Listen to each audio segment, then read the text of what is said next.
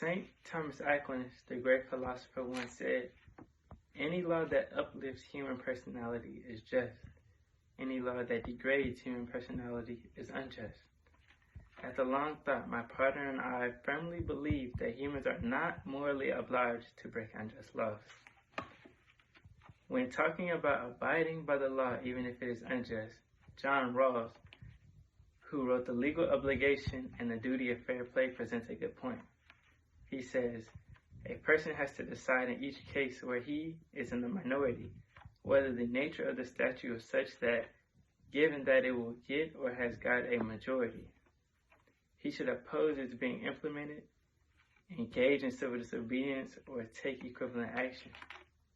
In this situation, he simply has to balance his obligation to oppose an unjust statute against his obligation to abide by a just constitution. Knowing that people will not agree to everyone and everything they come in contact with, especially when it comes to political matters, constitutional procedures are put in place.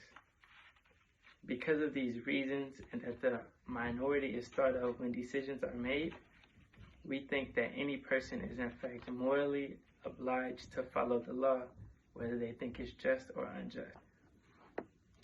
Before we present our arguments, the negative team will contend the definition presented by the affirmative speaker.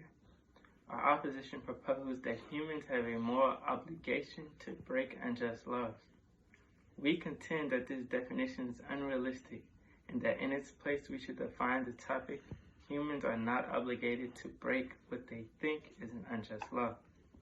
The first speaker for the affirmative put forward an argument that humans should break laws they think is unjust, while our team does not doubt that some laws used to be racially driven, giving people the opportunity to break unjust laws and have a moral explanation. But those racial laws of the past no longer exist. We argue that anybody can say that laws are unjust if that is what they believe. If I want to murder someone just because I think it's okay, that is saying I have morally justified my obligation to break a law that I think is unjust. The affirmative opening speaker suggested that Dr. King will not let unjust laws go unspoken, that he feels that an unjust law is no law at all. Contrary to those statements,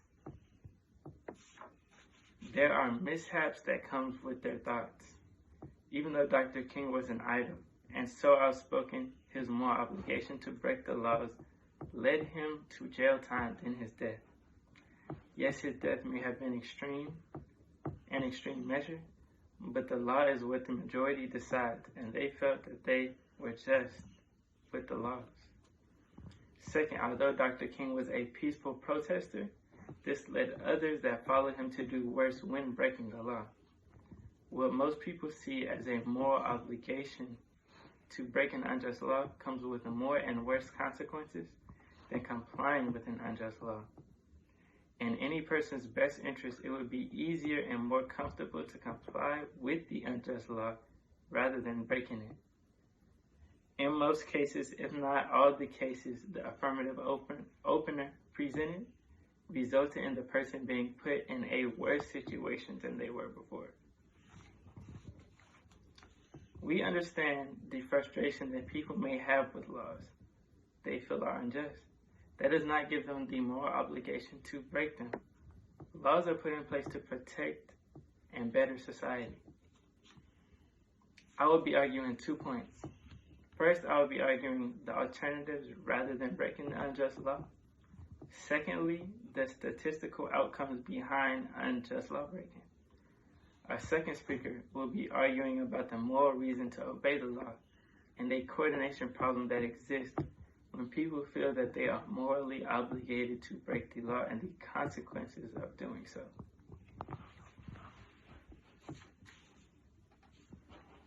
Unjust laws are beyond doubt a black hole in any economy, as it leads to the differences and problems in society.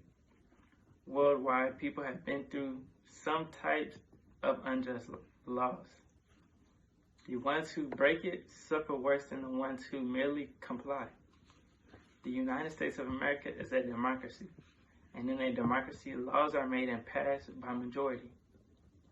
For what they believe to be morally correct and just. In a good example, John Rawls proposes a vote. In the vote, there's a choice between two bills, A and B, that are contrary to one another. And a minority believes that A is just and B is unjust. When a majority votes for B, the majority has to accept it as law. That is, has a moral obligation to follow that law. It is obvious that you should obey the law even if it's unjust. If lots of people were to go around murdering and stealing or even just driving on the wrong side of the road, society would not only come to a halt, but degrade. Even if it was just a few people that broke the law, others will resent those people for not holding up to mutual cooperation. Mutual cooperation is the process of groups working or acting together for some benefit, as opposed to working in competition for selfish benefit. In fact, I would like to cite some statistics. In America, there are approximately 331 million people. Out of these 331 million people, about 2.3 million are incarcerated for a crime. Everybody that is guilty and in jail for a crime has a reason they did it, which makes their reason justifiable in their head. In essence, that makes the law that they broke unjust. So that would mean those 2.3 million guilty criminals right for what they did and will be allowed to come back on the streets to make those same acts, putting everyone else's lives in danger. People are not obligated to break unjust laws.